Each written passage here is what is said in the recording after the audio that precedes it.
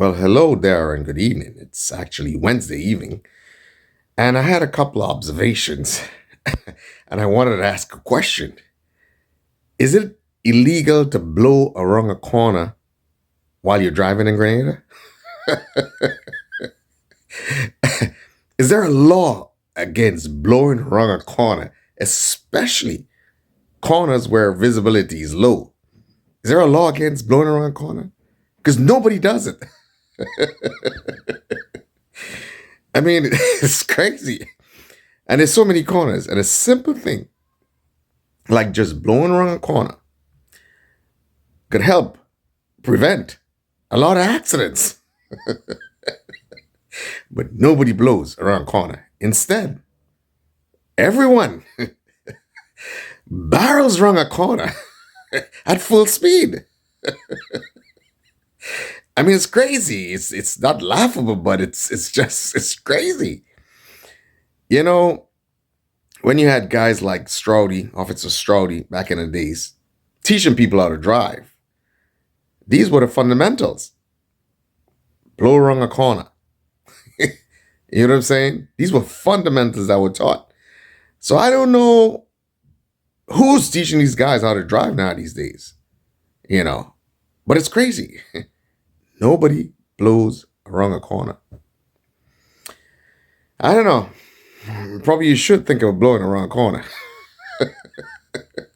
And then again, does anyone extend any courtesies when it comes to dimming your high beams?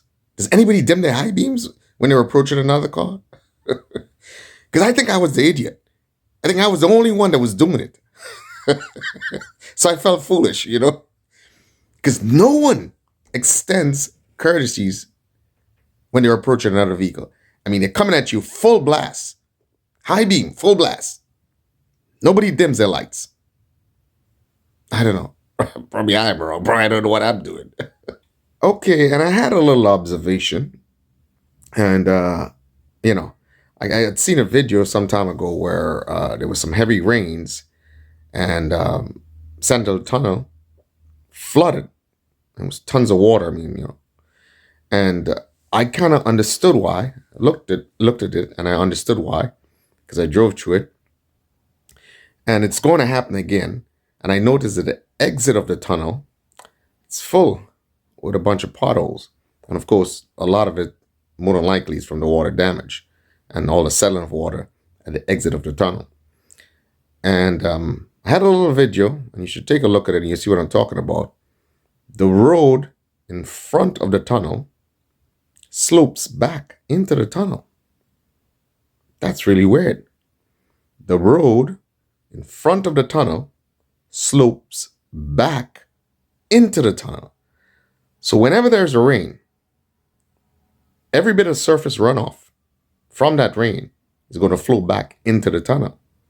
So to solve that problem, there has to be some sort of zipper drain in front of the tunnel or some sort of catch basin in front of the tunnel so that it can catch that water and divert it to some existing sewer close by or some existing drain that goes out into the sea close by or something like that. But that will continue to happen. So it's not such a difficult fix. And I could understand, okay, probably the terrain was such that they had to put the road sloping back into the tunnel, which is really weird though, because, you could excavate and cut and, ensure that the road does not slope back into the tunnel. But anyway, that's a whole different issue. But it's not such a difficult fix. So I don't know. You guys can probably talk to or petition whoever can take care of something like that. And, the tunnel is a landmark, right? So it's something you probably wanted to save and take care of a little, you know what I'm saying? And I'll show you from the video what I'm talking about.